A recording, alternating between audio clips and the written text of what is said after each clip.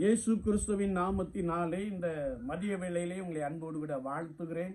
குயவனே, இந்த நிகழ்வின் அடிப்படையிலே விலகி போகாதிருங்கள் என்ற வசனத்தை நாம் தியானித்துக் கொண்டிருக்கிறோம்.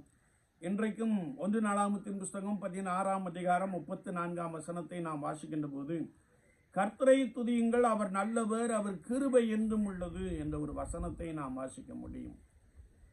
சங்கீதம் 22:3 நாம் வாசிக்கின்ற பொழுது, துதிகளுக்குள் வாசம் பண்ணுகிற தேவரீர் பரிசுத்தர் பரிசுத்தர் பரிசுத்தர் என்பதை நாம் பலமாய் அறிந்து கொள்ள முடியும்.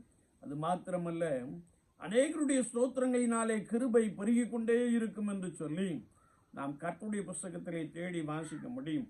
1 சாமுவேல் புஸ்தகம் 2ஆம் அதிகாரம் 2ஆம் வசனத்தை நாம் வாசிக்கின்ற போது, கர்த்தரை போல பரிசுத்தம் உள்ளவர் இல்லை, உம்மையல்லாமல் வேறொருவரும் இல்லை, எங்கள் தேவனைப் போல ஒரு கன்மலையும் இல்லை என்று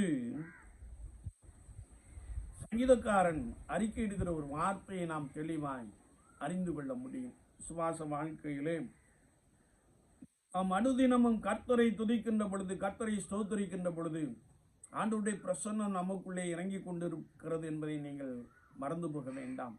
எனவேதான் கர்த்தருடைய வசனம் சொல்லுகிறது, கர்த்தரை துதியுங்கள், அவர் நல்லவர், அவர் கிருபை என்றும் உள்ளது என்று சொல்லுங்கள் என்ற வசனத்தையும் கூட நாம் வாசிக்க முடியும். விசுவாச வாழ்க்கையிலே ஒவ்வொரு நாளும் கர்த்தரை துதிப்போம், ஒவ்வொரு நாளும் கர்த்தரை ஸ்தோத்திரிப்போம், ஒவ்வொரு நாளும் கர்த்தராகிய இயேசு கிறிஸ்துவை போற்றி மகிழ்வோம்.